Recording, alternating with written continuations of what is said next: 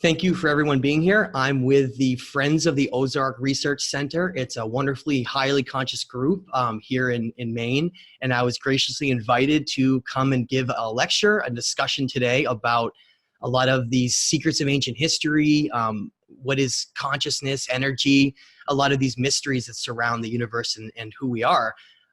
So my name is Matthew LaCroix. I'm an ancient history researcher and writer.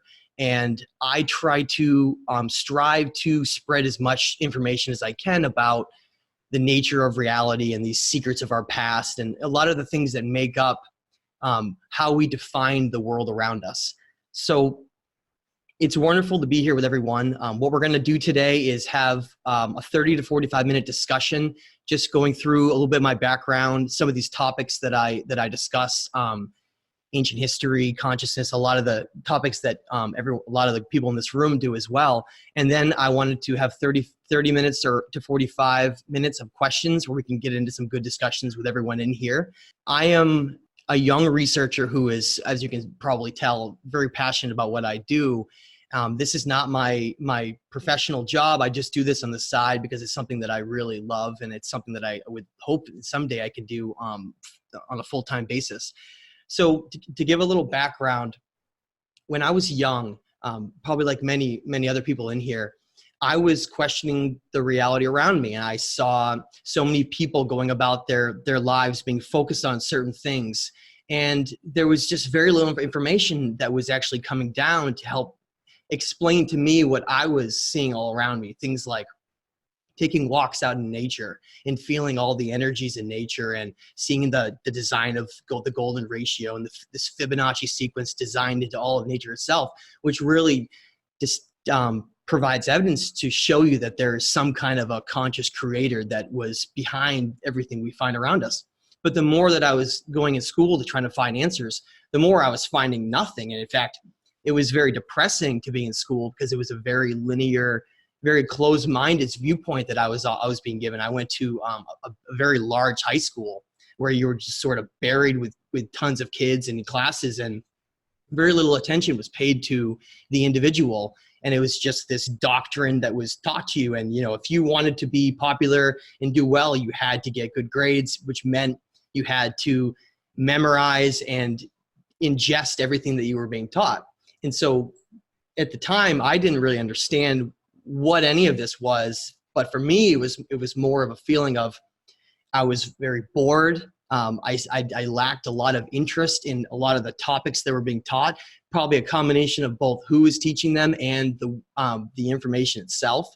Because going through things like biology all the way to being in physics, I was getting this very linear version of that we're just this evolved ape who's here, and we've gotten to this point from being survival of the fittest and killing everything off that wasn't stronger than us. And then here we are, we go about our life and we have a family, and then eventually we die, and that's the life that I was being told by a lot of people. That was like that was your whole life. You get a job, you raise a family, and then you pass on, and that's everything that you contribute to this world. And that was what defined it. And if you wanted to be successful in life and you wanted to be sought after as someone who was important, you had to be one of these spokesmen of this doctrine of education that we were being taught. And now many people in this room probably realize you're only here because you wanted to discuss topics that are outside the mainstream. And you wanted a group where you feel connected enough to be open to discuss those topics. Because largely in this world we live in, if you start bringing up anything about consciousness or energy and dimensions or aliens or the universe or anything like that, you're looked at like you have three heads, or people will pretend they're friendly, or they'll go the other way and never talk to you again. And you have this very strange reality we live in, where people have these very designated topics they're allowed to talk about, and then everything else is off limits. And it's interesting that when you look back at how we got here in history, we're at this point where we have free speech and we're allowed to talk about anything we want, and yet we still have this old doctrine that exists where people, they're not burned at the stake anymore, but they're maybe ridiculed to the point where they start questioning their own beliefs and what they've accumulated over their time to realize. And so I think it's very important to have groups where like-minded individuals that at least are open-minded. They don't have to agree on every single thing that they all say, but at least they're open-minded to be able to have discussions without someone getting angry and bringing in emotional responses in. It's amazing to me that people, it's like we live in a world of children where people can't have a discussion without getting furious or angry or throwing a tantrum. And it is interesting because a lot of the ancient writings, they actually call mankind, society, the children of men, because they say that we're like children who are trying to pretend that we're an adult, but we're really just struggling with all these really primitive and simple things that are holding us back from being this infinite being that we really are. And of course, those things that are holding us all back are the reason that I'm getting into this right now and the reason I'm having this discussion. So to make a long story short, I was realizing those things in high school and in college. And it was very frustrating to me because I wasn't finding very many outlets to talk to other people. And yet I was doing my own research and I was seeing alternative things that were completely blowing my mind. And yet they weren't being taught at all in school. You know, things like if someone said, well, what defines who we are? Are we just this physical body, or are we an internal consciousness that actually resides on a non-physical level? And that's where the whole rabbit hole begins, because the more you start getting into these ancient writings that were left over from ancient civilizations that are in many cases no longer around, and a lot of what I'm going to get into, which was called the old religion, it used to talk about these pure forms of truth and what used to exist, which became muddied over time. The waters became clouded to the point where truth really no longer exists. It's been interwoven with biasness and deception for so long because of the way that things have gone. And so in college and in high school, I decided that I was done with everything, with people and with the whole system that was causing me so much pain and anger. So I devoted years and years of my life to just basically hiking and living out in the wilds and getting away from people as much as I possibly could. I used to go on great adventures in the White Mountains and in Maine and in a lot of places way off trail, miles from the nearest location.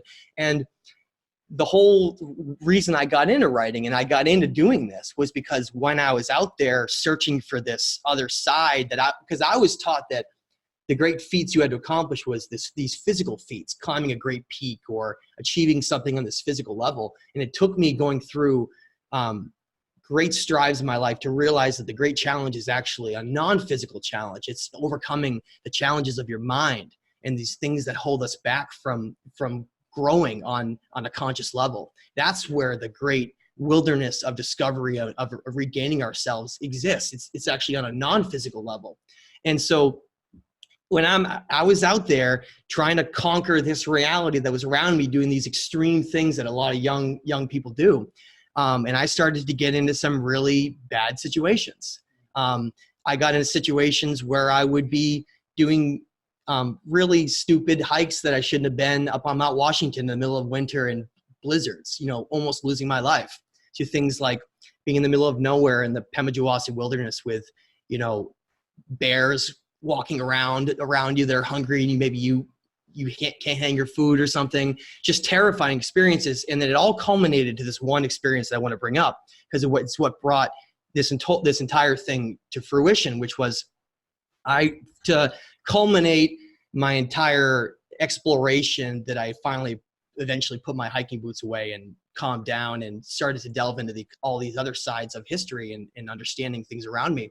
I once went on a great adventure out in the White Mountains, far from people, because I wanted to try to achieve that feeling of being in a place where everything made sense, where there was balance and harmony everywhere around me in nature, where there wasn't this push and pull of people all around me, that in cars and honking and noise and all these things that I felt were really distracting me from quieting my mind and connecting to this higher level. And I became a lot more spiritual as it went on. I was never religious, but I became very spiritual.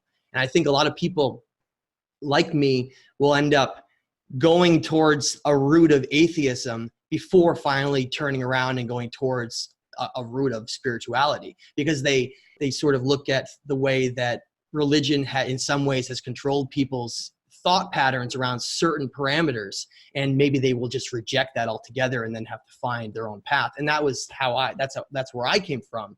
So being out in the middle of nowhere, where I shouldn't have been during a very dangerous time. People in here probably know how dangerous moose are during rutting season.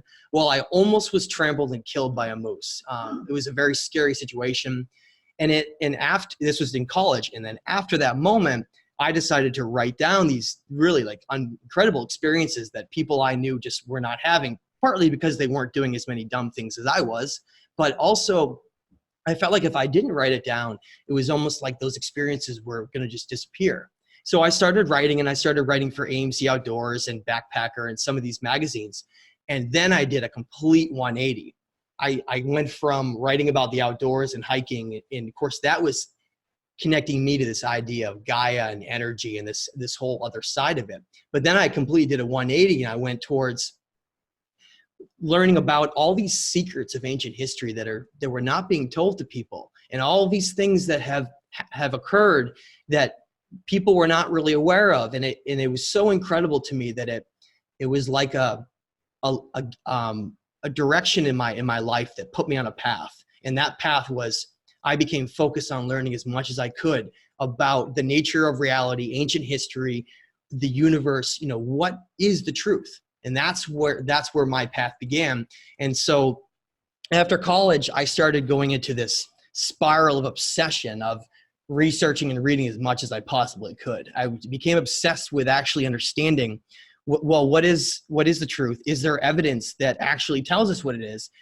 How far back does the human story go? How old is human civilization? Where did everything come from? Where did philosophy come from? Money come from? Where did the knowledge of mathematics come from? Where did everything come from? Well, we take for granted the idea that maybe we've been taught, and we sometimes maybe assume that, okay, so some person thought up that idea, and then that idea was then progressed through society, and then it became a progressed idea in the population, and that's how it came about. But what if it wasn't that case? What if those ideas were given or maybe told to individuals? And so what we perceive as the rising of human civilization and the human origin story and what makes us us, what if there's this completely different story that exists out there that we're not really being told? And that's what led me down this long road of saying, okay, well, let's figure out what really happened. And so what I started to do was, like a lot of people do, they get into a whole bunch of books, they go online, and they just get completely lost in the weeds. There's just so much information that exists out there. It's like, I don't even know what to believe. I don't know if I'm being conned with this deception or what it is. So I decided very early on that I would base all my research on evidence. It didn't matter what it is. And if it wasn't direct evidence, it would at least be some non-direct evidence that connected and correlated with pieces that I was finding along the way. And so I started to study ancient civilizations and the writings that they left behind. I started studying what these mystics were writing about with spirituality and consciousness, and when religion became what it is and how all that occurred, and the story behind it, because there is a story. There's a story that's very unknown, actually, but from most, because the version that we've been told has largely been written by the victors in many cases. And I want people to remember that quote. In many cases, history has been written by the victors. So anyone who lost in a great battle or in some event in history, it was often perceived in a certain way that wasn't always necessarily true. And I give the example all the time of how, look at this paradigm shift that's occurring in our society with a holiday like Columbus Day.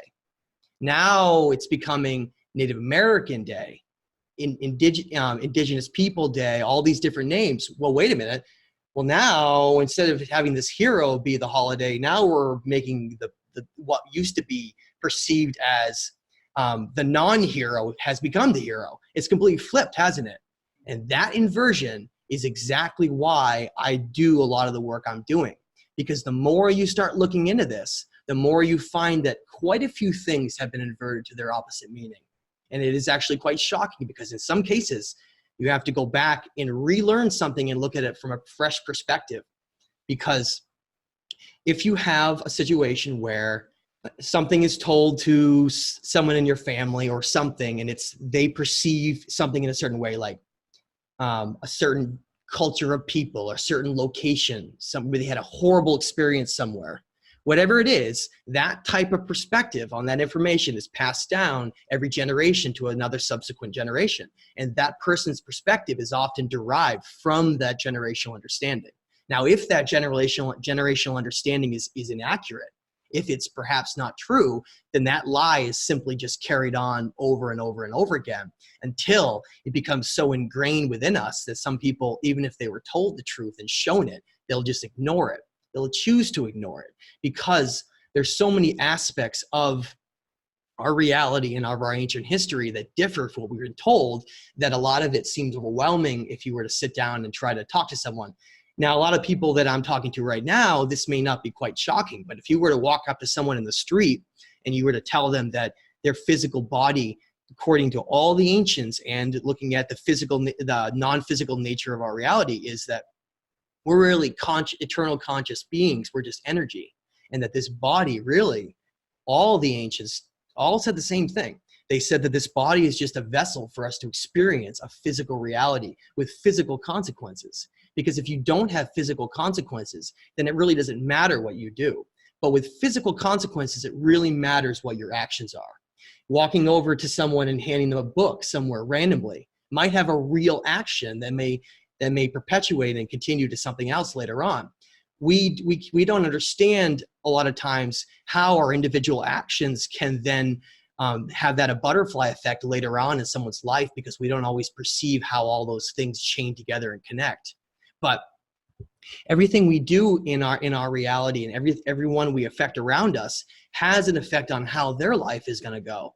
And so once we realize that, the latest book I wrote, called The Stage of Time, is called that because I feel like we're all actors on a great stage and that we all play a certain role. Some of us are bad, some of us are good, some of us are more neutral. And we all play a certain role, and most of us maybe aren't even really aware that we're playing a certain role because we don't perhaps understand that that role impacts other people around us. And so some of us might be eternal teachers. We might not be doing teaching as a profession, because really the professions we get in are often not have to do with what we actually really are passionate about at our heart. And that's one of the problems actually that you really get into, is that, well, what are people doing? Should they be doing that? Should they maybe be doing something that they really enjoy doing? And that gets down to the rabbit hole that we'll get into, where I discuss the idea that, well, maybe we should be doing something different. Maybe we should be, what if everything ended up different than it is today? What if money never existed? What would our society be like if money never existed? So your actions are not derived by how much money you get, but maybe you just do it because you want to contribute to society. That's not a socialist idea. That's an idea that's looking at, well, what would happen if money never existed? Because think about how much money has corrupted our world. And when you start looking at the origins of money and you get into that long rabbit hole, it really changes your perspective on, well, what would happen if we didn't have something like that restricting us? And so I try to look at everything from an outside perspective. If you ever want to look at any topic, doesn't matter what it is, always try to look at it outside of yourself. Think of it, okay, well, what would my perception of what I'm doing be like from way up in a tree's perspective? Or what would it be from someone else's perspective? So when you take yourself out of your own perspective, it's called being objective. And you look at it from a completely objective standpoint. Let's just take an idea and just look at it without any connection of anything that I have. Just look at it objectively. And maybe you might see it a little differently than you did before. Because a lot of times, the view that we've been given is derived from something that's, again, come from these polluting thoughts that can occur. Now, that's what's leading me into what all this is about. What you find when you look at the oldest writings on Earth, they're known as cuneiform writings. Now, cuneiform represents the oldest form of writing that came out of the region known as Mesopotamia. Now, the Mesopotamian region is what we're told in school was where human civilizations emerged. Okay, and I agree with that. But what I don't agree with which is what I'm going to go into and tell you about with the evidence, is how old that is and how far back it goes. Because that's really where this whole journey of understanding our story begins. And understanding our story directly relates into understanding the nature of reality, because those civilizations mastered their understanding of reality. And they left behind writings to then have other societies understand. But the problem became, over time, competing interests decided that it would turn into a war of information, really. And so some pieces of information that were deemed heresy or were against these certain viewpoints were just burned or destroyed, and no one ever heard of from again. Give an example, many people probably have heard of the Library of Alexandria in Egypt. Okay, so the Library of Alexandria was an ancient Gnostic library that contained writings that were from when Egypt was first founded, from even in I state even before the pharaohs of Egypt.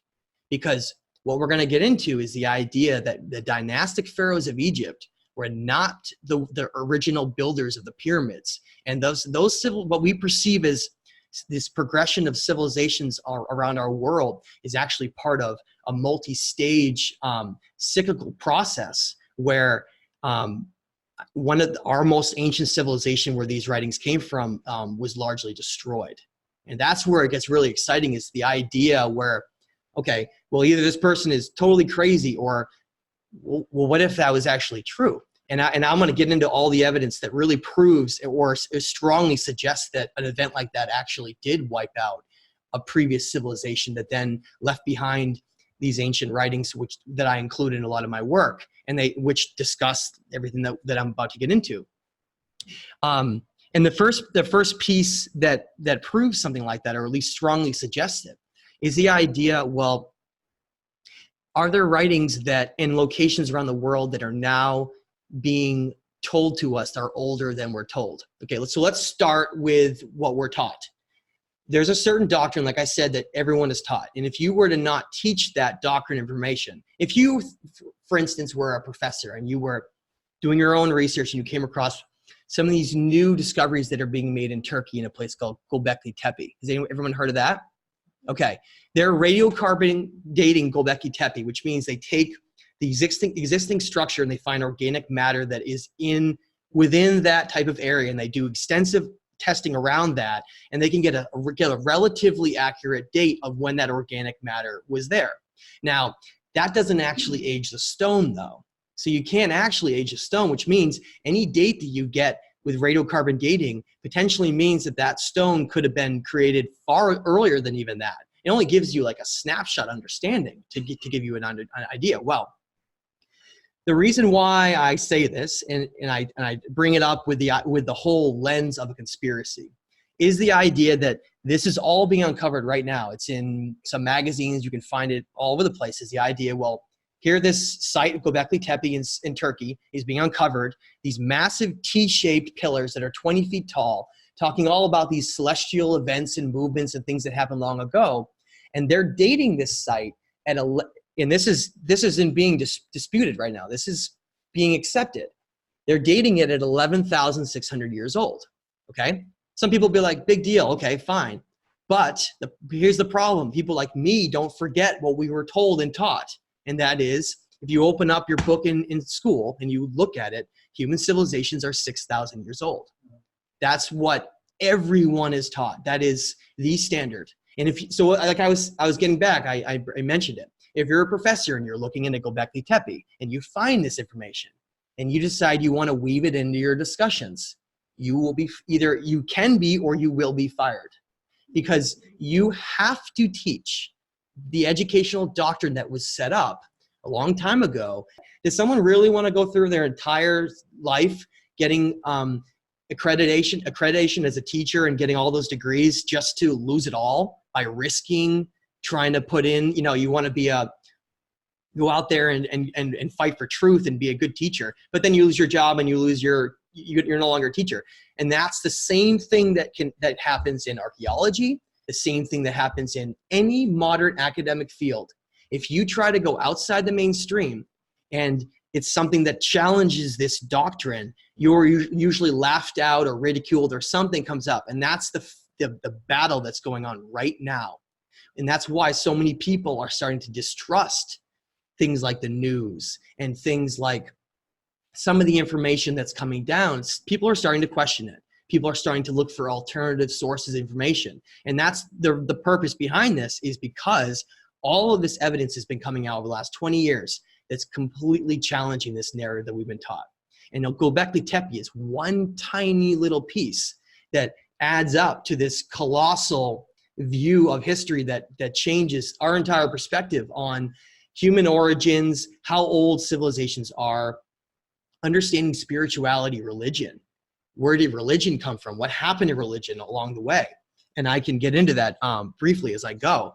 These cuneiform tablets from Mesopotamia, what they are is the Mesopotamians, and specifically the Sumerians, realized that the only way for a message to be carried on for a great long amount of time was not if you wrote it down or you drew on a cave wall or anything like that. It was if you were able to actually etch it into stone or clay. And then they would take this clay, after it was wet, they would indent and create all this incredible, these stories and these descriptions of what occurred long ago. And they would bake these tablets of clay. And they became known as cuneiform tablets. And I talk about them all the time because, again, in that history book you pick up and you look in there, you want to learn about the Sumerians, who were credited as being the first civilization on Earth that created mathematics, agriculture, astronomy, society, the governing structures of society, laws. The first form of money was called a shekel. It was based on the measurement of a bushel of wheat. Everything came from the Sumerians, everything, all like that. And the Sumerians didn't say that they created it. They don't state that, but yet our history books do. They state that the Sumerians developed this 6,000 years ago, and then that's how we are now. All these empires later and all that destruction and war later, and that's how we got to now. Except, like I said, number one, the Sumerians don't say that they came up with that knowledge. Number two, they state that it came from a much earlier civilization before them. So when we think of something like the Sumerians, and we think of something like the Inca, something like the Maya, something like any of the civilizations, the Egyptians, any of the civilizations around the Mediterranean, what we need to have this perspective to look at and try to wrap our mind around the possibility is that they're actually separated by two completely different time periods. So what we perceive as being just one society that built something is actually part of multiple civilizations that came and went as time went on. And so the Sumerians state in tablets such as the Sumerian King List, which I highly recommend, which is one of the writings that I include in my latest book, The Stage of Time, along with a lot of these other ancient writings, because these ancient writings are being suppressed from society. If you had the first writings ever written by human civilizations, and they talk about where information came from, they talk about disasters that came in and destroyed their society. They talk about where the knowledge of their information and how old their civilizations are. If all that information is in these writings and they're sitting in museums in the library, the University of Oxford in England, why isn't it being shouted to the world on loudspeakers and on every newspaper? Nobody's ever heard of it. Most people you walk up to have never even heard of a cuneiform tablet. They don't know any of that stuff exists. Or if they do, they say the same thing. They'll go, aren't those just myths? Aren't they just myths? Well, maybe the perspective we've been given on some of the biblical versions might be turned into a myth. But what you quickly find is, hey, wait a minute. So stories like the biblical version we've been told about Noah, that came from a Mesopotamian story that was called the Atrahasis. So then the more you start connecting all these stories in Genesis and all these stories that go back and forth, you find that most of them were either Mesopotamian stories or Egyptian stories.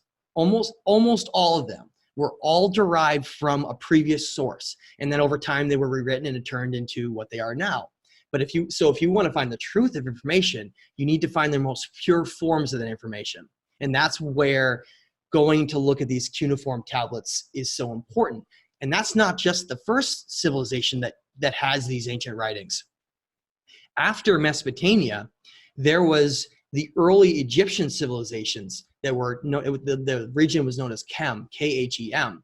And that was the name that was given far before Egypt ever existed. So what we think of as the dynastic pharaohs of Egypt, with all the hieroglyphs and writing, that's a civilization that came thousands of years later. And that comes from direct evidence from all of these ancient writings and these monuments that they left behind. And that's where one of the biggest pieces of smoking gun information comes from. When you go into Egypt, go around the Sphinx enclosure and go down to Karnak, Egypt, and all these locations.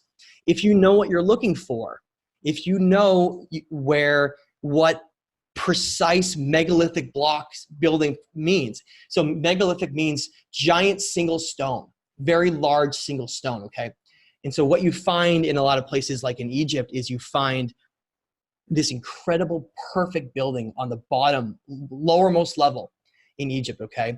And you start noticing that it's this perfection to it, that you can't even fit a human hair or a piece of paper through it. Has anyone seen some of this building before? Okay. That building, once you know what you're looking for, and then you see the primitive building that's on top, this mortar and all this small little stones and these small rocks, when you can tell the difference, all of a sudden you go around the world and you see it everywhere. In Peru, oh my God, there's the same thing in Machu Picchu. There's the same thing outside Sacsayhuaman. There's the same thing up in Mexico with places like Uxmal and places like Chichen Itza. Has anyone been to Chichen Itza? These locations, if you have the trained eye to look for it, but why would anyone look for it? We've been told it's all built by the same civilization, so nobody's looking. Nobody's really looking and noticing on that. Well, some researchers are now. And there are other researchers, and I want to give them credit. Researchers like Brian Forrester, others like Graham Hancock, other researchers like Robert Preval, Robert Schoch. These are archaeologists, geologists, or just researchers who have gone out to these locations that we've been told were built by the pharaohs of Egypt during, the dynastic period 4,000 years ago or whatever it was, 5,000 years ago. And they're saying, wait a minute, I'm a trained geologist and I'm seeing geology on these structures that's not matching this dating. So I'm sure everyone's familiar with the Sphinx, right? The Sphinx, we're told, was built during the same time period, and we see this certain head that we see, it looks like a pharaoh's head, okay? Except when you actually do research, you find that the Sphinx was recarved. It was a structure that was predating that. So how do you know that, right? Well, geologists have gone in and they've looked at what's called the Sphinx enclosure. And it just means the rock walls that have been created around the Sphinx. And we're told that those were eroded because of sand and wind, okay? So these geologists got down in there, they're saying, okay, we're looking at these structures, and some people have come along over time that's saying, that doesn't look like sand and wind. So some of these geologists I mentioned would have come in there to look. And I think in a lot of these cases, if you actually go and listen to interviews, like I think Robert Preval and Robert Schoch talk about how they actually went in with a very pessimistic viewpoint, and they were actually going in to discredit some of these people that were noticing some of these things to try to hold up this viewpoint.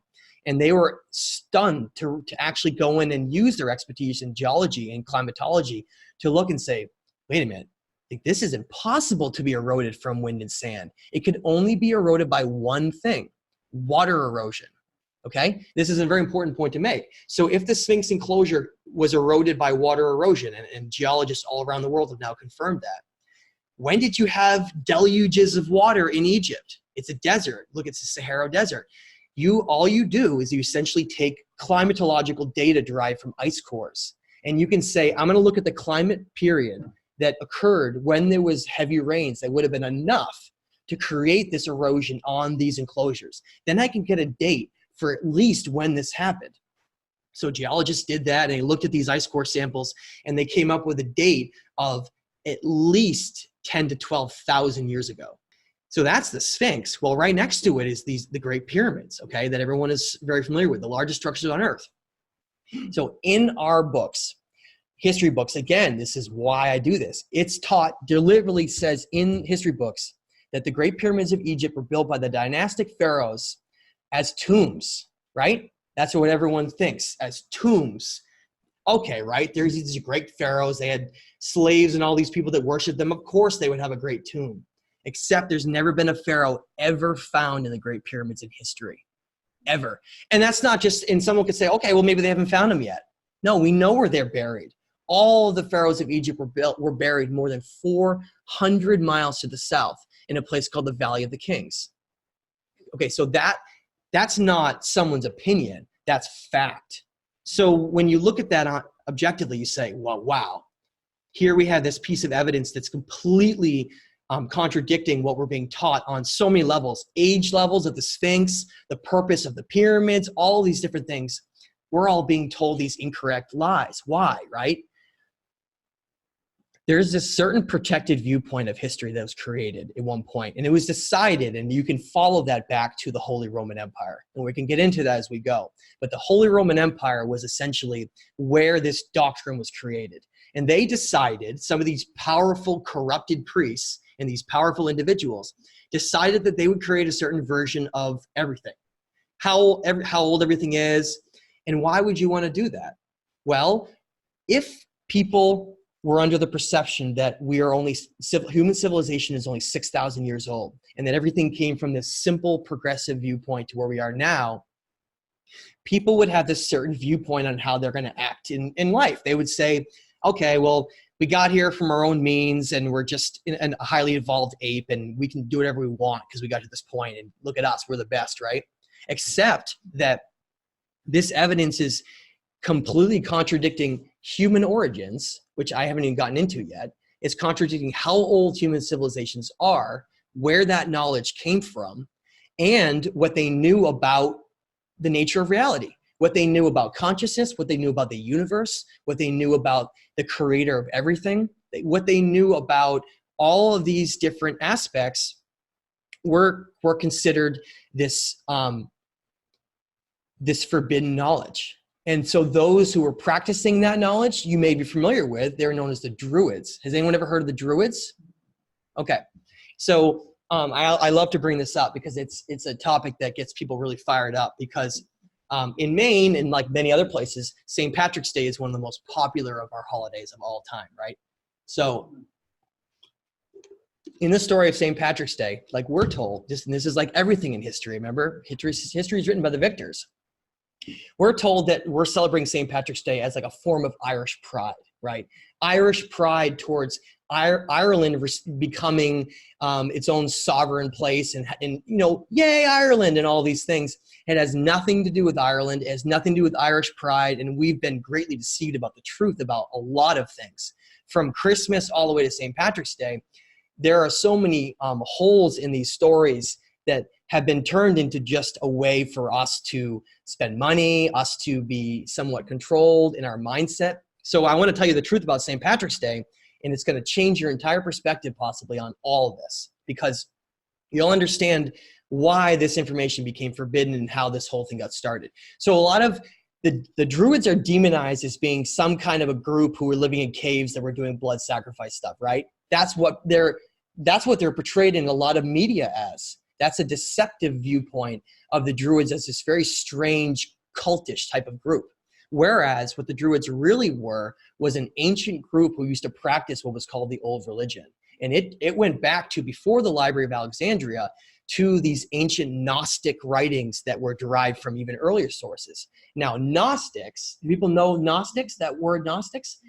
The Gnostic writings are the very first versions of Christian writings. They're where it all came from. If you want to go find the most pure versions of Christianity and what came before, it's called Gnosticism. And the Gnostics had all these different books that they included in their information that were just left out, like the Book of Enoch. I don't know if anyone's ever heard of the Book of Enoch. And these are all Gnostic writings. And so what happened when the Holy Roman Empire was formed? Remember, it used to be called the Roman Empire. But when Constantine, the head of the Roman Empire, while it was collapsing, they realized they needed to do something because the entire Roman Empire was collapsing. So they decided this is a brilliant idea. Constantine reformed the Roman Empire as the Holy Roman Empire, which means that before it was the Holy Roman Empire, if you were a Christian, you were burned at the stake. After they became the Holy Roman Empire and they adopted Christianity, if you weren't a Christian, you were burned at the stake. They completely flipped it on its head because they essentially took over Christianity. It turned into the branches of the Catholic Church, the Christian Church, and the Protestants. They essentially these branches of Christianity, but it all came from these pure forms that came much earlier. And essentially the Holy Roman Empire decided to create their own narrative. So they created a doctrine of human history, religion, and all these different aspects. And that doctrine wove its way into the fabric of where we are today. Now, remember getting back to St. Patrick's Day and the Druids, right? What happened to them? Well, the Druids were one of these last groups that was literally being hunted down by the Roman Empire. I don't know if people know that, but the Roman Empire was going, that's why they burned the Library of Alexandria. That's who burned the Library of Alexandria down to the ground. The Roman Empire invaded Egypt and destroyed everything, stole all their writings, and then they went through and they continued that conquest all the way up through the ancient world, because their idea was very simple.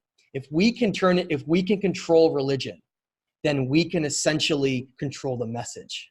That was their whole idea. And so they went through traveling around and found all these ancient Gnostic writings and anything that predated the Christianity version that they had created, and they were burning them all and destroying them all. That's what they were doing. So here are the Druids being hunted down like all these pagan groups were.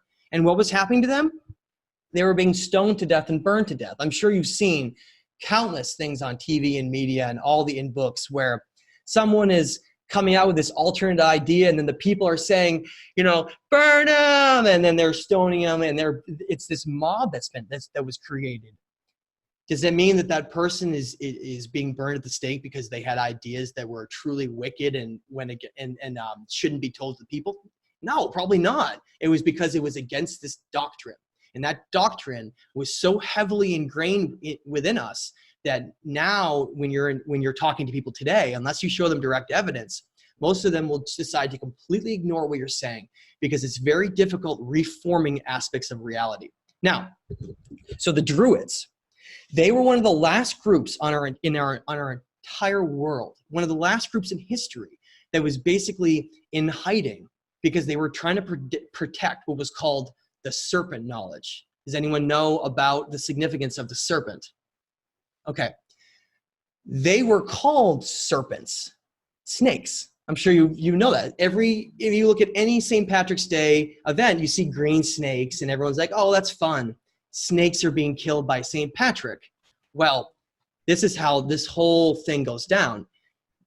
The serpent all throughout history has been this aspect of that's been demonized. The serpent has always been the evil one. Ever since the original sin in Adam and Eve, it's been this idea of this evil serpent gave Adam and Eve knowledge and it's this evil figure, right?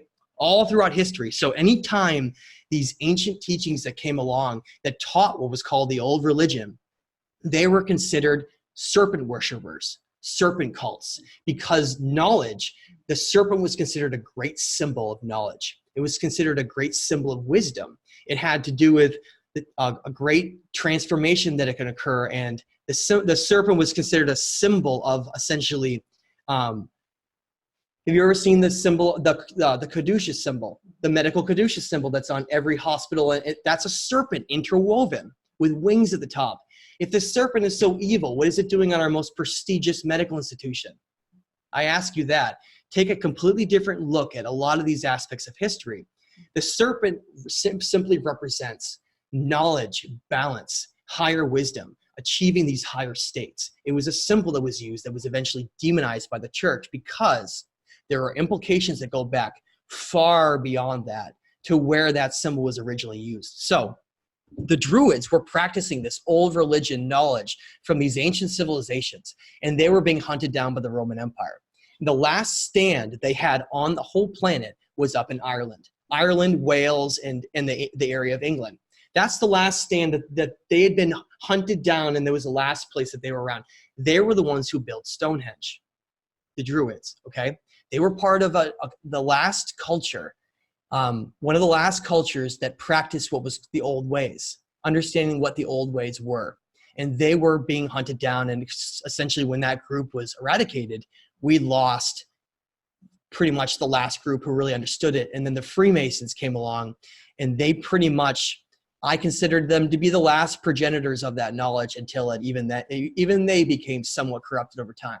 But to the story of St. Patrick, I give you a little background there. They were called snakes because anything that was considered that forbidden knowledge that was against the Holy Roman Empire's version of Christianity, they were called snake cult worshippers, snake cults, snakes, serpent work. Anything that has to do with serpents or snakes was a demonization term given for a group that was a pagan group that worshipped this non-Christian version that was later created. Okay, so the story of St. Patrick's Day is this: St. Patrick was in the 17th century. By the way, his father was a Roman emperor. He was in the Roman army, St. Patrick's father. So he was already affiliated with the Roman Empire from the very beginning. He's tasked by the Christian church to go to Ireland and cleanse all the snakes from Ireland, right? So people hear that like, oh, great, I hate snakes, right? And most people I come across say that, except there's never been any snakes in Ireland. Snakes can't live there. It's too cold for snakes. So quickly you see that, oh, wow. So a lot of these terms, the reason why people have such trouble with understanding the past is that it's hidden within symbolism, hidden within these metaphors.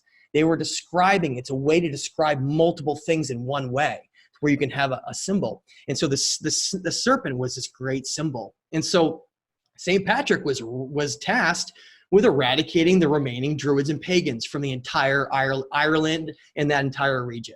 And so we think is this happy thing about Ireland, when really they were going in and essentially murdering and kicking all of the remaining Druids out, which was the last of this ancient Egyptian knowledge. Remember, Egypt had been conquered by the Roman Empire. All of those, we don't think of it that way, but all those ancient civilizations and those cultures, a lot of them were wiped out. And then whatever writings remained were either burned, destroyed, or perhaps protected. And remain today. And that's what I fight so hard to protect and talk about, is these ancient forbidden writings. So St. Patrick went to Ireland and he ridded all the snakes from Ireland. And that's the story of how the great knowledge of our world was essentially lost. After the Druids were wiped out, we had this reset of information. And over time, these old ways and this old information, these pure spiritual teachings and these teachings that allowed us to understand our past, where we came from, our place in the universe. Those were suppressed, destroyed, covered up, to where we are today. We live in this very materialistic world where we see God and spirituality as more like something that we just take advantage of, rather than something that we should be really be privileged that we are who we are, and we should be stewards here. We should be looking after this incredible planet that we call home, and this unbelievable universe full of infinite varieties of life and star systems. And what are we focused on? All these really simple, deceptive ways that keep us locked in that mentality. Just because honestly, I come across all this information, and then there's a lot more of it, and I tell people, and some people come up and like, why don't people know this? People don't have time. People's lives have been completely consumed with time. People don't have any time. People don't know that there's something that they don't know. Or if they do, they're not sure about it, or maybe they were looking into it and someone told them that, that they're crazy, and then they give up on the whole thing because they have no support, so they never look into it again. We have to understand that the whole idea of integrating new ideas is dependent on the support system that we have around us, and whether or not we're able to actually change our ideas of certain things by what evidence is telling us. I mean, do you think that it's really, is it fair and balanced that all this new evidence that's coming out that's rewriting the story of human civilizations is not being told to people? I mean, don't people deserve to know what the truth is, even if that was something that could disrupt the paradigm that we have? I mean, think about what people do. People get up, they spend most of their lives working, and then the last maybe few years that they're retired, maybe they're so exhausted from a lifetime of working that they don't do much. They sit around and then they die, and it's over, and it's this sad life. Whereas some of those same people could live an incredible life of understanding, this world around us and who they really are, and connecting to these higher conscious states and this non-physical world that exists all around us that we really can't perceive. And the reason that we have trouble perceiving that is that we only perceive 7 colors in the visible light spectrum. That makes up our entire reality around us. And we only perceive things largely in what's known as the 3rd dimension. That is the dimension where matter becomes physical, okay? And I want people to wrap their heads around that, because what we have to understand is what the ancients say, and what a lot of metaphysics says about our universe, is that there are at least 9 different dimensions. And we're in the 3rd dimension right now. Okay, that's where everything becomes physical. So we're having a physical experience as non-physical beings in this reality, okay? However, there are dimensions below and above us. So when we think of concepts like heaven and hell, it starts to make a lot of sense when we try to perceive dimensions above and below us, things that are beyond us. And the idea of when you die, where does your energy go? Is it a reincarnation state where you come back in and live another life again to learn lessons? That's what all the ancient civilizations talked about, is that we're here simply to learn lessons, and we're here simply to grow on a spiritual level, and that we do need to conquer the physical world and become healthy and understand physical distractions and physical problems that we come across. But in many ways, they also say that the physical world can become the greatest distraction of all. And they had words for it. They called the physical world Ka, K-A, the ancient Egyptians. And the non-physical world was called Ba, B-A, and it represented spiritual and creative energy that exists. And so what the ancient Egyptians talked about is how all these dimensions exist around us that are non-physical. And there are beings that exist in those dimensions. And we are constantly being bombarded by what religions have later termed angels and demons. And in many cases, when people are channeling or receiving messages or influences, we're susceptible to whatever exists outside of our realm of our perception. Because again, this is just one dimension that exists with at least 9 around us, mostly higher dimensions, meaning non-physical dimensions. So when we think of, some of these angels that we think of in our history, some of these gods, were they somehow these wisdom bringers that imparted this knowledge? Well, that's what the Sumerians say.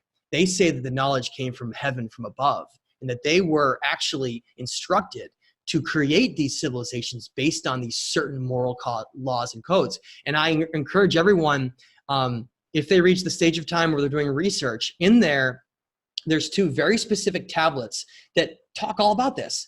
One of them is called the Legend of Etania, and the other one's called the Code of Hammurabi. The Code of Hammurabi is a massive cuneiform stela from this great king named Hammurabi in Babylon. And Babylon was a great city in Mesopotamia. And Hammurabi states in this tablet that he was given all of these instructions from this great god Shamash to rule over the people. And he was told that he was going to be their architect. And he was given all of these instructions and moral laws to follow for how society would be run. So you look at that and you're like, wow, like that's amazing. But is there anything else that actually backs that up? Well, then you go look at something like the Legend of Etania, which is a Mesopotamian cuneiform tablet that came from a completely different region than Babylon. And it states almost the same thing. Etania was a king that was, and this is what's absolutely amazing about it. It specifically states that Etania was the king that was chosen to be the first king after the destructive events that I'm going to talk about really briefly occurred to create the new world. So when I mentioned that there was 2 different distinct time periods in human civilizations, at least 2, the Maya, the Yugas, through the Vedic texts and the Indian ancient stories, and you look at the Maya and the Hopi, all the way across through the Aztec, they all state that there have been these very distinctive cycles of when there was civilizations that were destroyed and then it reset and was over and over again. And we're in either the 3rd, 4th, or even 5th age of mankind. And that these cycles just keep happening. So what are these cycles? I want to briefly bring it up because again, I could go on forever with this stuff, but we had an ice age roughly 12,000 years ago. Okay, a lot of people know that. And where we're sitting in this room was over a mile of ice on the ground. Now, when people wrap their heads around this concept, there has always been relatively the same amount of water on Earth that there is now. So if you have a tremendous amount of ice locked up in glaciers, then you can't have that water in oceans, right? And the same thing can be true vice versa. That's why the concern right now is that when we have these last glaciers that are melting during this time of warming before we probably change to the other cycle, is that that water has to go somewhere. And what's the worry is that some of these cities and places that are built along low-lying areas are going to flood, right? Because the oceans are going to come up. Well, what a lot of people don't know is that 12,000 years ago, the ice age that we had on the Earth was so much more dramatic than what we perceive now as ice, that most of the northern hemisphere was locked in ice sheets. The ice sheet that was above our head was called the Laurentide ice sheet. And that was 1 to 2 miles deep. And that's what Cape Cod down to Long Island is off New York City. That's a giant glacial moraine. That's how far south the glaciers retreated to, or got down to, before they retreated again back north. So that means that, what does that have anything to do with ancient civilizations, right? When we look at how that ice age ended, when we look at evidence, we get a far different picture than what we're told. We're told that the ice age slowly melted, and then things progressed to what was called the Holocene. Okay, the Holocene was what came after what was known as the Younger Dryas. The Younger Dryas was a time period that was representing the end of the ice age. Okay, which led to the much more smooth and balanced climate of the Holocene. I mentioned ice core samples before. When you go to Greenland and you get an ice core sample, you get a snapshot of what it was like back 12,000 years ago. And instead of being the slow melting of the ice, evidence shows us it was this completely different event that occurred, where it was actually a disaster, like an apocalyptic disaster that basically occurred, where the ice rapidly melted within, let's say, less than 6 months. And we're talking about now how much ocean water was in this ice, people wonder. Ocean levels back 12,000 years ago were 400 feet lower than they are today. Try to wrap your head around that. You go down to the ocean right here, right? You go down to along the coast of Maine. Try to imagine ocean levels 400 feet lower than they are right now. How far would you be able to walk out there? What would the landscape look like? Enormous mountains that you would never even see because they'd be underwater. That's what we're talking about with this world that existed back then. Now, if you remember, Göbekli Tepe and all these ancient locations with this megalithic building, they're being dated to before the Ice Age, okay? So when you look at Göbekli Tepe, you look in this location in Turkey, I bring it up a lot because it's a prime example. They're doing these archaeological digs where they dig down through the layers and they say, okay, this layer represents this time period, this layer represents this time period. Well, what they're finding is the lowest layer, but before 11,600 years ago, when they're dating these big structures that were built, this temple, they're finding that yes, people were hunter and gatherers. They were nomadic. That's true. But within a very short amount of time, potentially a year or less or whatever it was, these hunter-gatherers all of a sudden became sophisticated. They had laws, they had agriculture, they had all these building practices. Where did they get it from? If we're told that this was all just designed through slowly people came up with these ideas and then they passed them on to other people, why do we have these individual locations that are separated by vast oceans around the world where this sophisticated building that completely contradicts what we're told? Like in Peru, where we're told that the Peruvians, the ancient Inca, built these temples and structures all at the same time. Yet, like I said, all these other structures around the world, this precision megalithic building is on the very bottom and the primitive building's on the top, totally backwards. Because if you have a progressive system of evolution, you would have the most primitive building on the bottom and then the sophisticated building would be on the top. All around the world, Imperial Palace of Japan, all the way to Angkor Wat in Cambodia, all the way through the Indus Valley and some of these civilizations in India, through Turkey and along the Mediterranean coast, Egypt, all the way down to Sudan and across the world to Peru and Bolivia and up through the Maya and Inca. We find the same thing. There was once, evidence strongly shows that there was a global civilization that once existed. Not like we have today with cars and things like computers, but a global seafaring civilization that was more advanced than we are in understanding the cosmos and energy and understanding the nature of our reality. They were way more advanced than we are. And this is where it gets truly amazing.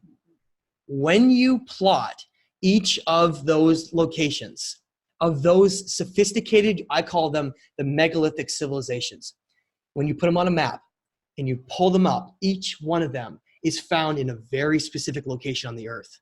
It wasn't that they were just randomly built where they were. It actually had nothing to do with them just finding water in a hospitable location. It had nothing to do with that. You think, well, why would they build it? The reason why they built it and the locations they built them explains, it proves the sophistication that they had. Has anyone heard of a ley line in here? Okay, so you guys have all heard of ley line. Ley lines represent these energetic convergence zones that exist around the world, where our world is not just this dead planet where we're all in this material world and we all die. It's all energy. Everything is derived from energy. And Earth has been known as Gaia. It is this Gaia energetic place, and its energy is created from what is called electromagnetism. Now, electromagnetism is created from the body of an object through its mass. So you have like an iron ore spinning in the center of a planet, and it creates this electromagnetic grid that goes around the earth. And that's what protects us from incoming solar radiation and all of these cosmic things that bombard a planet. It's this incredible design that's been woven in to allow life to develop and flourish on a planet. Because if you did not have that electromagnetic sphere that could develop, life would be destroyed by the cosmic rays instantly. It would never be able to develop.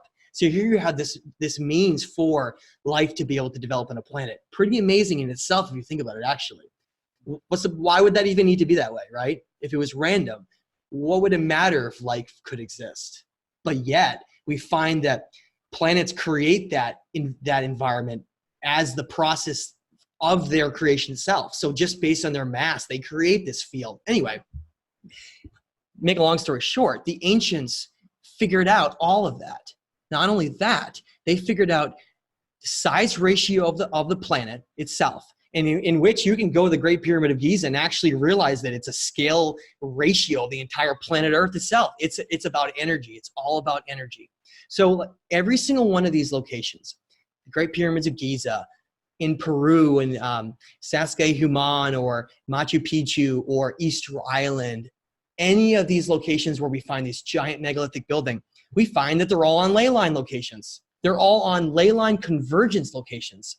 The most important locations on our earth where energy is concentrated, these structures are built all around the world. And to me, how can that be an accident? And that proves in itself the sophistication that they had. So how could that be possible, right? How could a civilization back then understand ley lines? They don't have computers. They didn't have any of that stuff. How could they do it? To me, what all the evidence shows is that they were given that knowledge from beyond. And they were given it from some sentient group that came here. And what I talk about a lot in the book is that group, they call themselves the Anunna, A-N-U-N-N-A. And that's what they refer to themselves as. They say that they call themselves great light bringers who came here to create civilization in their image. So we are in their image. Remember in Genesis? We were created in their image, it's not singular, it's plural. Go look at that quote again. Check it out again. It's created in their image, because we are created in their image. And that doesn't mean that we're not created in the image of perfection, because that's what some of them were essentially striving for. Well, and think about it. Would that be what you would want to strive for, is making something perfect? And so human beings, when you read these ancient stories, they talk about how we are And I will read a very short passage from that so that people can see that. So I'm going to pull open the Stage of Time. And in the back of that, I have these ancient translations. So I'm going to pull up and just read a very quick quote from the Atrahasis. And I think that's appropriate because Atrahasis, again, was one of the kings of Shuruppak, who his story eventually became the story of Noah. And he was a very wise king from Shuruppak who was given this knowledge and told this. And that's why he recorded it, because it was very important information. So when the last ice age ended so abruptly, we find that when you dive off of Egypt and you go off of Egypt, Cairo, and you go off of Alexandria, you go look up pictures online. They're all over the place. It's right there to see it. They found all of these sophisticated Egyptian structures and temples and all this stuff underwater, completely underwater, right? Divers are going down and seeing them, and they're finding that all around the world. And if you look today where most of our major cities are built, they're right along the coast, right? And so if you have the last ice age end dramatically, which I haven't even gone into what those effects were, one of them would be ocean levels rapidly rising to the point where all those coastal cities were inundated, okay? And that's exactly where this great deluge story, this biblical deluge that we're told, comes from. The idea where all of that water, that ice rapidly melted, flooding the oceans and turning it into a totally apocalyptic situation. So what evidence is there besides that, right? In the Pacific Northwest of the United States, in places from Montana, Oregon, and Washington, you have something called the Columbian Gorge. And there's some other geologic features out there. And there's these areas out in the prairies of Montana where you can find these enormous geologic humps in the dirt, enormous humps, bigger than houses, long, steady humps, just going in this nice flow. And you look at that, and geologists say the only way that could be created if there was a massive amount of water flowing across that landscape very, very quickly. And you look at something like the Columbian Gorge and Snake Gorge and a lot of these immense gorges that were created in a very quick fashion, and you look at the timing of these disasters, and quickly you begin to connect the idea of, okay, we had a disaster occur at the last end of the ice age. Well, look what happened. And you're all familiar with this. What animals used to be around the last ice age? We're all familiar. Woolly mammoths, saber-toothed tigers, giant beavers, all these enormous birds, they all went extinct. And we're told that a lot of those went extinct from overhunting and from climate change, which climate change is true. But in this case, climate change represents a disaster. They have found woolly mammoths in Siberia that are completely frozen with food in their stomachs.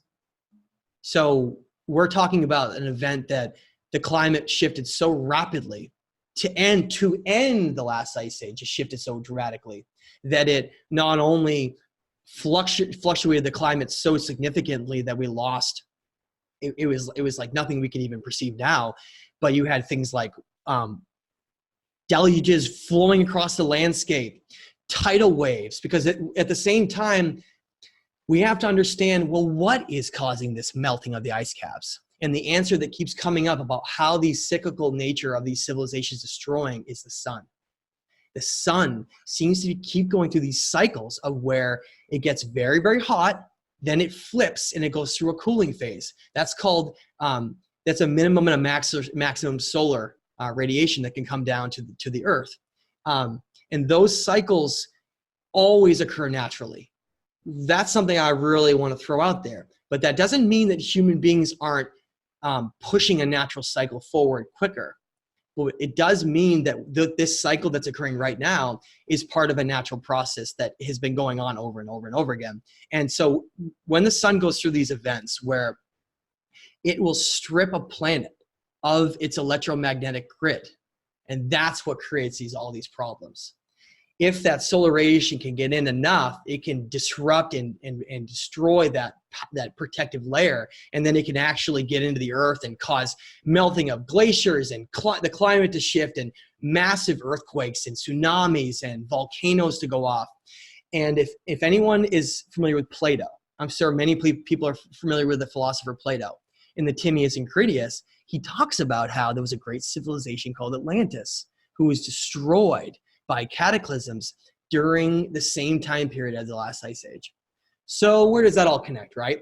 Well, Atlantis, if we connect to it with ancient Egypt and all of these ancient civilizations around the world, evidence shows that that is what the global civilization once was. It was those civilizations, and they were wiped out. And what remained of them, the few that actually survived, tried to restart civilization again by providing knowledge to some of the people and giving the information. But that by the time that occurred, so much information was lost that it became more and more primitive rather than more and more advanced. Okay.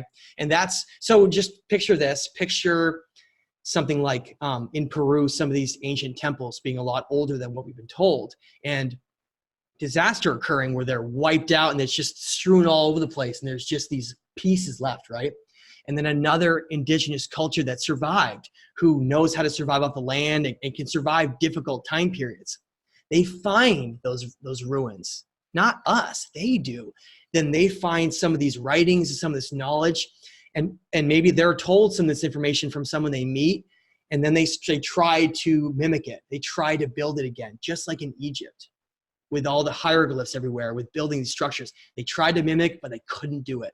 And that's why the building is so primitive compared to the more advanced building that's below it. So I want to read a quick passage, and I want to, because I know I've gone way over, I want to end on the human origin story in here and the passage that comes out of the Atrahasis, because it really is incredible to actually read these ancient writings and to see what these cultures talked about back then and to see why this information is so forbidden today. So tablet 1 of the Atrahasis, I'm going to read just this one passage. It comes, and this has been translated from a combination of Stephanie Daly and George Smith, starting in the late 1800s, and they are Syriologist experts. And so I always strive for the most precise translations possible. I feel like evidence is what matters in this day we live in.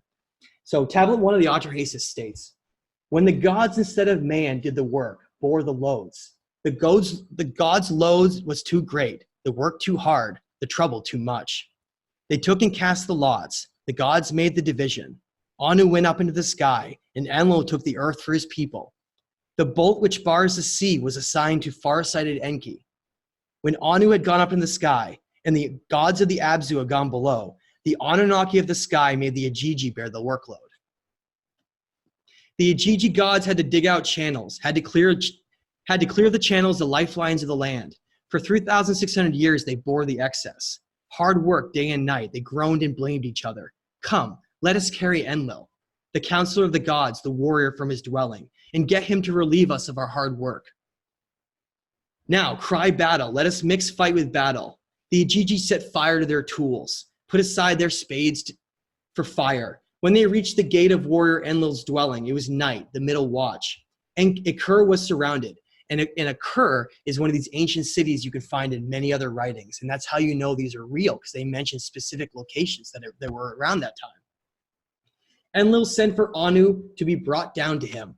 Down. Enki was fetched into his presence. Anu, king of the sky, was present. Enki, king of the Apsu, was present. Apsu is another name for the underworld. All of the great Anunnaki were present. The Ajiji declared, every single one of us has declared war. We have put a stop to the digging. The load is excessive. It is killing us. Anu made his voice heard and spoke to the gods, his brothers. What are we complaining of? Their work was indeed too hard, their trouble too much. Ea made his voice heard and spoke. Let us create a mortal man, so that he may bear the yoke, the work of Enlil. Nintu made her voice heard and spoke. On the 7th, the 1st, 7th, and 15th of the month, I shall make a purification by washing. Then one god shall be slaughtered. Then a god and a man will be mixed together in clay. Let a ghost come into existence from the god's flesh, and let the ghost exist so as not to forget the slain god. Now, what do you think a ghost means?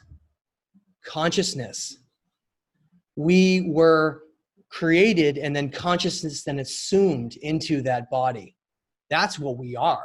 We are eternal energy that is consciousness. And so they created this body. And at first, according to these writings, they failed many times because our consciousness has to be in a perfect body. We desire perfection.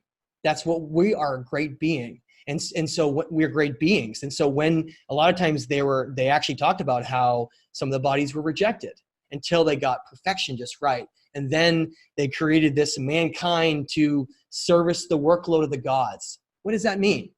It means we became the physical workers in this physical reality. Think about it. If most dimensions are non-physical and we're a multidimensional conscious being that resides outside the physical realm, then being in the physical realm would be that work. We are doing the work of having to labor here, do all these things that are necessary in running our world. Think about all the things that have to go into our world. The Ajiji were mentioned. You remember how the Ajiji didn't want to do the work anymore? They were considered the servants of the Anunnaki. What they were doing, what does it mean, clearing lifelines of the land? One of their greatest feats was passing along the knowledge of agriculture to emerging civilizations. That's why it's so important to understand that Göbekli Tepe went from hunter-gatherers to agriculture and sophistication out of nowhere. They already knew this perfection of agriculture, which is incredibly important. That's why the Ajiji were clearing out the lifelines of the land. What are these lifelines of the land? Mesopotamia, the Tigris and Euphrates rivers would fill up with silt if you don't clear them out. And then you can't use the water for irrigation. So the lifelines and clearing the silt from the channels, it was the channels of the rivers in Mesopotamia. Why? Because that's where the birthplace of human civilization began, in Mesopotamia, specifically in the city of Eridu. So yes, human civilization began in Mesopotamia, but it wasn't 6,000 years ago. It was much, much further back than that. And we had civilization come up and then rise up, and then it was essentially destroyed, and then we rose up again, and that's how we got to the place we are now. But so that's why I fight so hard for this, because here we have this completely hidden aspect of our history that most people don't even know, and it's being largely suppressed today. And it connects to every aspect of what we have in our world, to who we are, where we come from, what exists out in the cosmos, what the nature of reality is. So I just want to throw out one last thing out there for people to wrap their mind around. Has everyone heard of chakras? Chakras represent these internal energy centers of our body, where if you raise your vibrational frequency high enough, you can go to a new chakra. And it simply means all we are is energy. And this physical body is a representation of how our energy is going to go. So if you're overweight and you don't do a lot of exercise, you don't eat well, you're going to have a really low vibrational frequency. You're going to exist in your lowest possible chakra you can. Why does that matter? Well, every chakra represents, as you go up the color wheel, represents a higher vibrational frequency. The chakras perfectly mimic the 7 colors of the visible light spectrum. And this is where people get in, they look at this and they say, wow. Human beings have these chakra centers inside of us along our spinal cord, okay? That's what all the ancient wisdom mystics talked about. If you live a certain kind of life, this is what it always was, you will get wings. That just means raising your vibrational frequency up to reach higher chakras. That's all it is. That's what the medical Caduceus symbol is. That's all it really is, it comes down to. And you have to be a certain kind of person. You can't cheat. You have to be a very honest person. You have to be because there are certain rules and parameters that go into that. It's like guidelines to being able to level yourself up to a higher state. Now, those chakra centers within our body that have been designed perfectly mimic exactly the visible light spectrum within us. So if you think about, okay, so our red root chakra, okay, red root chakra represents the lowest vibrational frequency we can exist in. Red itself in the visible light spectrum has the lowest vibrational frequency of all the colors. So you ready for this? If you see a rainbow outside after a rainstorm, if you were able to get a thermometer, and this is something that they don't teach any of this in school, and you take that thermometer and you actually go up and you measure the temperature of those colors, they'll be different. They don't all have the same temperature. Wait a minute. So red has a different temperature than blue and purple? They're all representations of different vibrational frequencies. So if our chakra centers perfectly mimic and match the visible light spectrum as that vibrational frequency, it means that we're designed as a light being. We're literally beings that are perfectly designed for this physical realm of reality to mimic it itself. We are a representation of sentience here. The more advanced we get, the more connected we get with everything around us. That's why so many people seem different. And you get around some people, you're like, wow, I love your energy, versus some people are very chaotic and they pull you down. That represents people that have completely different kinds of energetic states. So when you get in groups that are all in the same wavelength as you are, those are all people that are higher vibrational frequency. And what kind of people are those? Open-minded thinkers, people that have an understanding of aspects that most others don't, because they're only able to get there if they do. That's how it works. If you're really held back by certain ideas, things where you're not a very good person, but yet you still read all kinds of spiritual things, that doesn't mean you're going to be able to skip and cheat that process. There's these very defined laws that go into how we're able to get to these higher states of vibrational frequency. You can't cheat. It means that it's been this design all along for ways for us to learn and grow in this environment we find ourselves in. And that's what I want to end on by really wrapping our heads around the idea of, well, what is the nature of reality and what are we doing here? What is our purpose and what is our history? Where do we come from? And so that's what I strive for, is connecting geologic evidence, climate evidence, ancient text, ancient history, spirituality, Gnostic writings, the whole spectrum. You can't understand it all unless you connect the whole thing, because you're only going to have one piece of it. Okay, let's open up the questions. I'll try to say the question again, or at least summarize what it is in case people can't hear it on the online here. I just read something about the Lewis and Clark expedition, that a lot of their journals, all other information, they were writing constantly. A lot of it has been confiscated. And they mentioned evidence of giant beings. Yes, very interesting. I'm glad you brought that up. A lot of that has been. And some people would, if they heard that, would completely look at it with two heads, right? Giants? Well, if you go, has anyone ever heard of the Serpent Mound in Ohio? Yes. Okay. The native indigenous cultures of the United States follow the same rule that I mentioned before. Same rule. They're much older than we've been told. They did not come down through the Bering Sea Strait like we've been told. That was impossible to navigate, by the way. It was ice caps. You could not navigate that. You wouldn't have made it. If people did, it would have been a very small amount. What we're talking about is indigenous groups that were left over from when this global society once existed, where people could get around everywhere, and where some groups remained indigenous.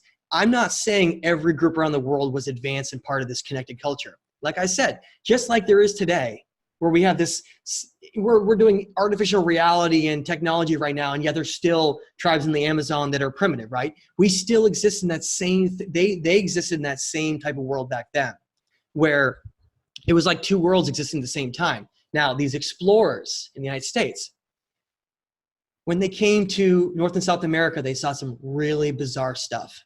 And one of the things you find is when there are old newspaper clippings. I would encourage people to go online and look at this. I think out of Wisconsin and some other places around the country, where they did some excavations of these serpent mounds. Again, they're called serpent mounds, these indigenous mounds in the United States. Remember, getting back to talking about the serpent. Go down through Machu Picchu, right down through the Mayans and Aztecs. They're all obsessed with the serpent and dragon. That's a whole nother topic to get into. But again, it gets into this whole idea of symbolism and what it played in back then. But so these serpent mounds, they've dug some of them up. What did they find? Some giant beings sometimes. They've done newspaper articles where they talked about how there was like 7, 8, 9, 10-foot beings that have been found in some of these graves. Well, why hasn't anyone ever heard about that? Has anyone ever heard of the Nephilim that are mentioned, the religious Nephilim, talked about as being great giants that were considered some kind of a strange hybrid or something of a great bloodline that used to be here? There were those great kings I mentioned, like, you ever heard of Gilgamesh?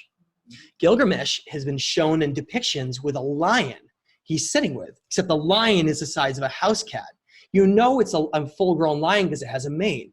Lions that are young don't have manes. So go look at pictures of Gilgamesh and other kings. They have like these lions that are the size of house cats. How's that possible? Well, there used to be ancient bloodlines, and some humans back in the long time ago were much, much taller than they are now. And that directly went into some of the origin stories I was talking about, how there was different groups of people around a long time ago, and there were giant people that were around. And specifically, some of those giants were in the United States and in South America. So two groups came to explore that we know we're all very familiar with. Lewis and Clark crossed in the Northwest and explored the United States, whereas Magellan explored the Straits of Magellan off of South America. Well, and again, these are all things that are, just like you said, completely left out of the books, and yet people scoff at the idea of a conspiracy. So Lewis and Clark mentions in his logs they saw giants. No one ever heard about that ever again. Magellan, even better. He was sailing, and these are in his direct logs. Go look it up online. I talk about this all the time. Magellan was sailing down what's called the Straits of Magellan, named after him, off of Patagonia, off of South America. And when they were sailing through that wild mountainous island region, they had to go ashore to get supplies. So they did this. They parked their boat along the shore. This is what it says. It's right in their logs too. They park it on shore, and the men all go inland to find supplies. Well, they encounter these giants inland, giants that are 10 feet tall, according to them, that attack them viciously. And they had to go back to the boat and then leave. And they said that some of them are very vicious, and they went back to Europe and they told them there. And then it was essentially no one ever heard of it again. It actually says in the logs that they reported it multiple times and no one ever heard of it. So what is going on, right? What is going on? It's so weird. There is all of these strange aspects of our reality that have been hidden over time. Some even claim that the Smithsonian is involved, and that some of these skeletons have been found and they've just been buried and thrown away. And how do we know when there's an archaeological find that goes against this doctrine, right? And it gets put away, and it's, oh yeah, well, that'll be put on display or whatever, and it ends up in some basement. Who's tracking that stuff? Does anyone care? Does anyone care about what happens to any of this stuff? Most people don't. And sadly, a lot of history has become something called the Vatican Archives. I don't think anyone knows of. The Vatican Archives represents where a lot of the native indigenous writings that came from the Aztec and Maya went when they colonized. Cortez came and basically conquered and destroyed the Inca and Maya, the Aztec and Maya. They took a lot of those ancient writings that talk about a lot of what I'm talking about, and they confiscated and hid them, just like they did with some of these Gnostic writings that are hidden down there as well. Just because it would go against this paradigm that, again, like I've mentioned, that would disrupt things the way that we've been told. So we'll make a long story short, the Romans even have stories about how that when they were moving into Germania, which is the region of Germany, they fought giants. They fought them, battles. And that information was eventually just became myth, just like these ancient civilizations in Atlantis. And now we don't even believe that any of it was real. And it's like, it was actually part of our history. And it really makes you like take a step back and be like, wow, I have to rethink a lot of what happened back then and what used to be around. Yeah. Buffalo Bill was given a gift of a giant human femur. Really, I didn't know about that actually. Buffalo. They said Buffalo Bill was given a giant femur of one of these giants. That's really, really cool. I didn't know about that. So I mean, it's hard not to go towards the idea of the suppression and conspiracy aspect, because over and over again you find this it just keeps coming up where information disappears, and then, or in some cases it's inverted to a meaning where we think, something like the concept of heaven and hell and what that means. You find out it's actually like a tool to control people, whereas it's really just a concept of it's not a physical place that you go. They're all just religious concepts that were used to control people with fear and things like that. There's a book called 2 Years Before the Mass, and that basically is a younger fellow working basically in the Boston area, I guess, decided he wanted to join the boat crew basically they're called Marines, I guess, then, but they were the people that climbed up the mast and spread the sail mast. 2 years before the mass, it was another story about one of these people that are sailing down South America that has basically the same description as Magellan did. That's incredible. Right. So that's another great example. So just like Plato, here we have one of the most famous philosophers in history, and yet we select what piece of information we'll take from them. Because it's just like Magellan and these stories about giants. Everyone knows about Magellan. Yeah, that's a household name, but no one knows about the giants. Just like Plato's a household name with as a philosopher, but in 2 books, the Timaeus and the Critias, he talked all about Atlantis in great detail.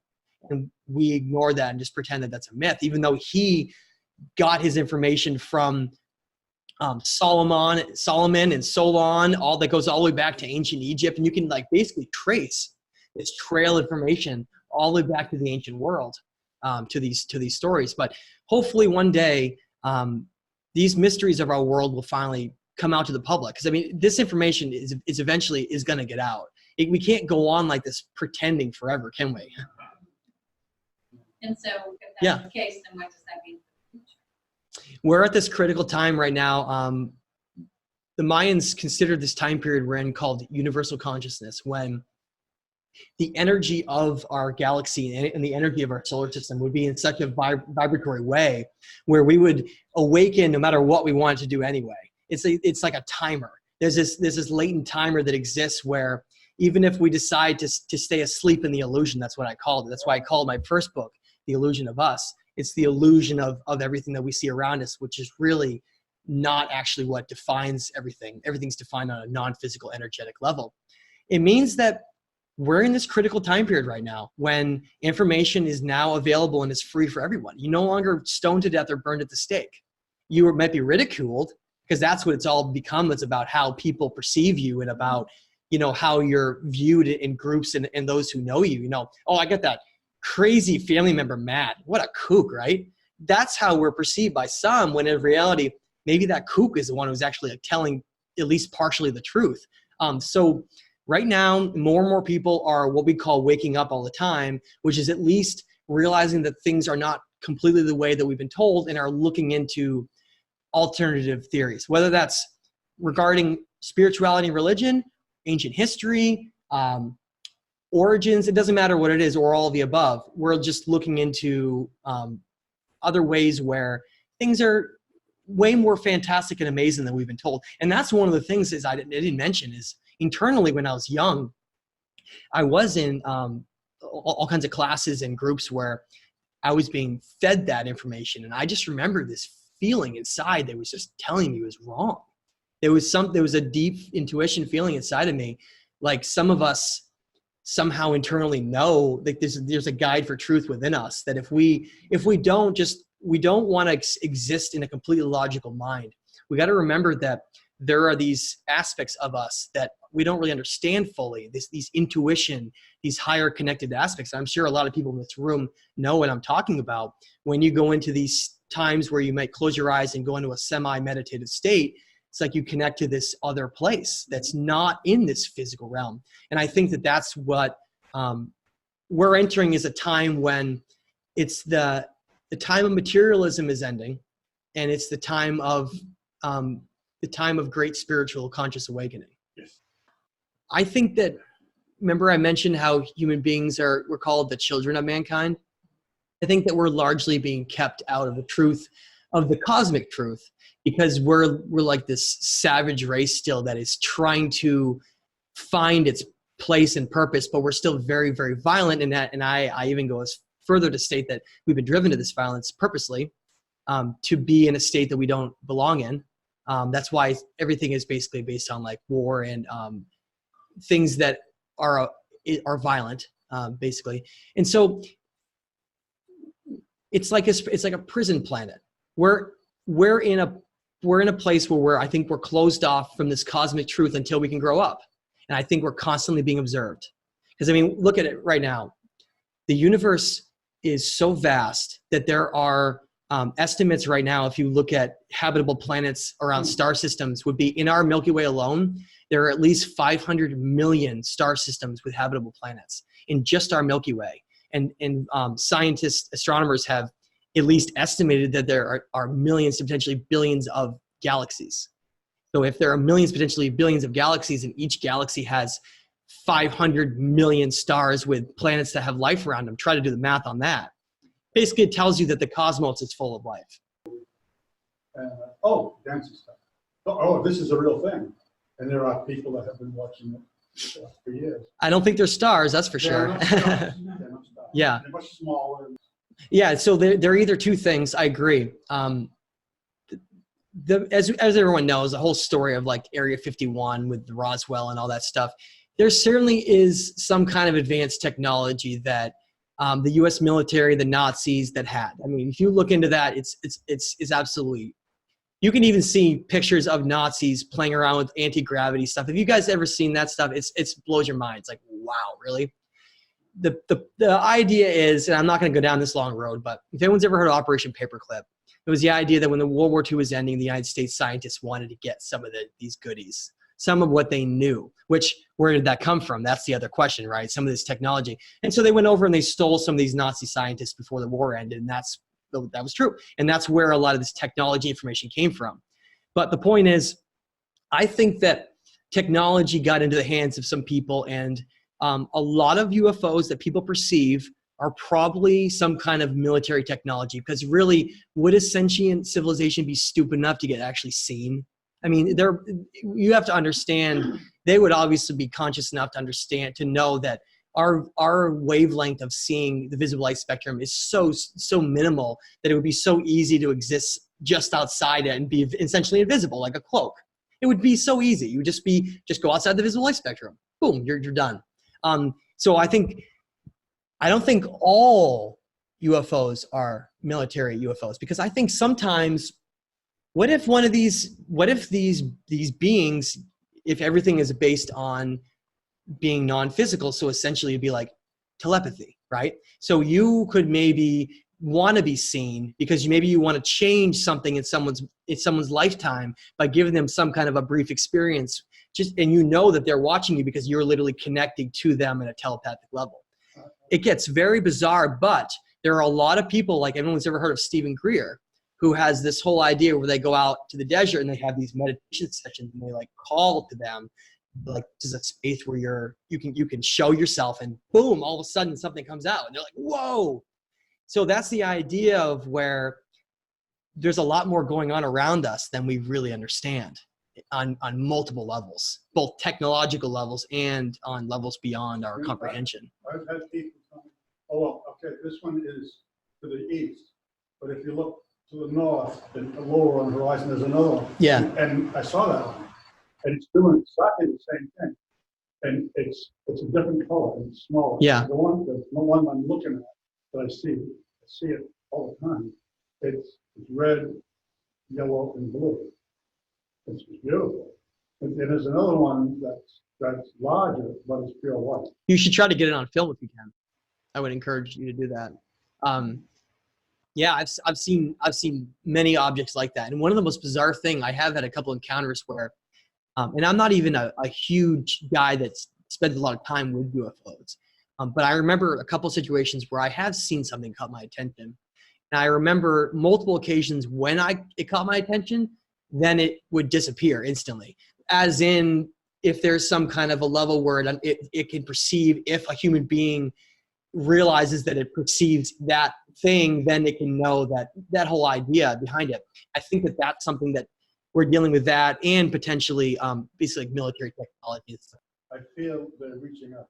Well, that's what, again, two things I was saying, not just one, is there's military technology, and then there are beings that seem to want to communicate with certain individuals at certain times based on what progression they are in their life or whatever it is. Yeah, so that work has been called the good work by many over time. Mark Passio has given that a name, and it represents a decision you make in life to follow a certain kind of path, to be one of these, I guess you could call them beacons for all those around us, so that you can raise the vibration and energy. And like you said, I think I think that those are the people that if a sentient being was going to communicate with some way, just seeing it or whatever it is, they would probably only choose individuals like that, who they know are a certain kind of consciousness. Because I don't think they're going to waste their time on closed-minded, low vibration people. No. Are you actually doing this? Are you actually doing these motions? No. Are you bending the light to make the appearance of them? Yes. Those beings, the Anuna, the Anunnaki, it claims that they came here to achieve immortality from life, and that they want to cheat having to exist in the physical realm to become non-physical. That's why they created us, to be able to just exist internally in higher dimensions, where you could essentially govern or rule over anything below you because you would have a higher state of awareness. And so you mentioned having connections and telepathic visions, all these things. I think we're constantly being bombarded by beings that are non-physical that exist in dimensions all around us all the time. Some of them are malevolent, and some of them are benevolent. Some of them are bad, some are good. And I think there are a lot of really evil people that have gotten in contact with. There's a lot of dark stuff in our world. I'm sure some of you are aware. Go look into Bohemian Grove. Go look into some of these really strange stuff that some of these elites do. But there are those who will practice what they call the dark arts, where they try to connect with some of these, some of those beings that exist in other dimensions that are not good. They're actually very bad. So that's what this whole idea is, that there are beings that exist on both sides of the spectrum that are constantly, we're sort of right in the middle, and we're being bombarded by influences from all around us. But in many ways, we don't often realize what that influence is. Go ahead. Can you speak at all to coming ice age? I mean, do you Sure. have any knowledge of when this may And now this is not a topic that a lot of people like. It makes them very nervous, makes them very scared. But there are things going on right now. And we're in one. It looks like these cycles occur roughly every 12,000 years, which is when the ice age last ended 12,000 years ago. People know about what they're spraying in the sky, planes above you. Okay. Those are actually those in the know, and those in the CIA. They actually don't call them chemtrails. Go look on YouTube to a discussion from John Brennan of the CIA. He talks about the program. They call it an SAI program, stratospheric aerosol injections. And the whole idea is they're trying to prevent that electromagnetic grid from collapsing, just like it did back 12,000 years ago, which then disrupted the whole planet and melted the ice caps and volcanoes. And notice how many earthquakes and volcanoes we've had on our planet if anyone's been paying attention over the last 10 years. It has skyrocketed all around the world. So the whole point of that program is, it is one of the greatest conspiracy things that's ever happened in human history. It is a global program where they know if they tell people that we're going through a potential cycle change where something could happen, people would freak out. So what do? They convince people very easily that they're all just contrails, which are a natural condensation trail from a plane, which is absolutely real. But a commercial plane flies out of Portland Airport and flies towards Montreal, Quebec, and it goes up to a high altitude. It's going to create a very, very, very limited cloud behind it called a contrail. That's simply condensed water vapor that's created because it's flying at very high altitude. The water vapor, and remember, mark these words, will always have to dissipate within a minute. Always, because it's not an actual real cloud. It's like these bubbles that get created that then just sort of evaporates. Whereas what some of these other things that are happening in the sky, if you pay attention, all of a sudden the sky gets all hazy and there's all these lines that cross each other everywhere. They're trying to create a system where this doesn't happen again. They do not want this disaster to occur because, of course, the whole system collapses and we reset ourselves again potentially. Potentially, I say that because remember, we don't have an ice age right now like we did 12,000 years ago. And this is where I get into the positive side of this. They had a massive ice age 12,000 years ago. Just think of what that would be like compared to, we just have like some ice caps today. But really, the majority of our world is not. Well, hold that question for just a second. So they are doing, it's a global program. It's all over the world. And it's been happening for 25 years. And the idea is scientists found out all about this. They know all about this cycle. They knew the public would freak out, just like any disaster. If an asteroid is coming, they're not going to tell people. I mean, you've seen a million movies on that, right? So they decided to create this idea where they would do that and just not tell anyone, and then we would all go about our way, and then hopefully nothing would happen, and then we would just blame it all on climate change, and then that would be how it goes. So when you hear climate change, it means these changes right now that we're in. That's what essentially this is. Now, yes, humans have definitely sped this along. I absolutely agree. Fossil fuels are a horrible blight on our world that we did not have to go down that route, but very evil people made us go down that route, and that's a whole nother discussion for another day. But we're in another cycle right now, but the problem is what they're doing up there, it's not good for our health, and it falls down. It's mostly aluminum based, and we breathe it in, and if anyone knows, aluminum is a toxic metal. Yep. And so we have this really weird world where we're being sprayed above us and we're being told that it's contrails and people think it's all okay. And I'm driving around like losing my mind because I can't, like you see it everywhere, and like you live in this world where people don't think it's real, and it's difficult sometimes. It still is. And I feel like I want to scream sometimes, but. So they're there for our benefit. Yes, but at the same time, they're also using them as a way to geoengineer storms. There's a lot more going on. It's super complicated. Some is about helping protect the upper atmosphere. Some's about geoengineering storms. Look at Dorian. What is it doing stall over the Bahamas for like 2 days? What is going on with that whole thing? It's not like this cycle just goes on forever where it just keeps getting destroyed. They all prophesized how in the age of Aquarius, remember this? The age of Aquarius, that song, they all prophesized how when that occurred, the resets would no longer occur anymore, and that we would return to the golden age, and we would finally get past one of these destructive events and actually build upon it to reach the next stage of our conscious evolution. And that's what Aquarius means, is like it's this return to the golden age. So look, right now, we don't have a big ice age like last time. We have technology to prevent this. We have wisdom that's free and all over the world. It is the perfect culmination to lead up to what they've all said, which is when Aquarius comes in, people know what zodiac ages are? Not birthdays. Zodiac ages, and I want to just point this out. I'm sorry, this continues so long, everyone. Just keep going.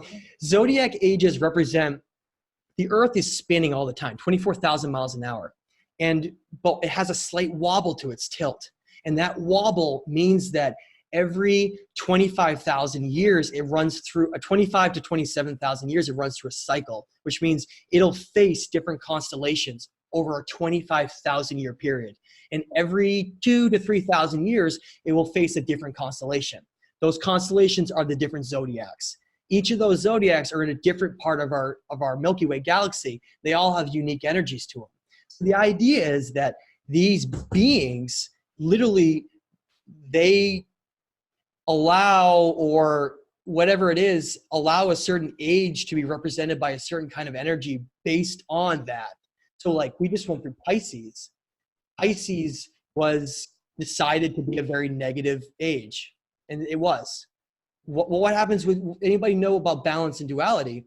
If you have something that is balanced and you have a lot of evil, you have to flip the other way to balance it, right?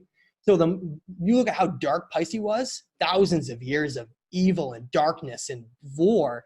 It means that we have to, for balance purposes, that's what the universe is designed around, balance, we have to flip the other way. That's how ancient cultures knew that the age of Aquarius was going to be what it was. Because, and guess when the age of Aquarius is? The age of Aquarius, according to my data and a lot of others, is supposed to be fully in within 2030. It's not even very far off if you consider cosmic ages. That's why all this stuff is happening right now. We're in the great transition to the age of Aquarius and the conscious revolution of humanity. That's right, exactly. This is the most incredible time to ever be here. So if the age of Aquarius is supposed to come in 2030 and it's 2019, we have like 11 years, right? I think it's going to be a very rocky road. What was your question? I'm sorry. It was actually about bullshit. Yes. Okay, I want to bring that up because that's where everyone goes, yes, that may have been one of the factors that destroyed this past civilization. There could have been a complete pole shift. Do people know what pole shift is? There's a magnetic north and south pole in the earth, and it represents the tilt of its axis where it's spinning, okay? If you get a pole shift, you can shift it, and the whole earth can become unstable because it has to readjust. Look at what's going on in the last 10 years. The Inuit of Canada came out and stated that the stars had moved. They had been hunting with the stars for generations after generations. All of a sudden, they were in a different spot. Like, what is going on? Well, our magnetic North Pole has been moving for over 10 years right now. And they've had to go up, fly reconnaissance missions up there to try to find out where it is right now. That's the effect right now of this shift. However, notice it hasn't happened yet because a wobble is not a shift. It's a wobble. So I think, look at all this weird secrecy in Antarctica. All these presidents going down there to visit it and walking around.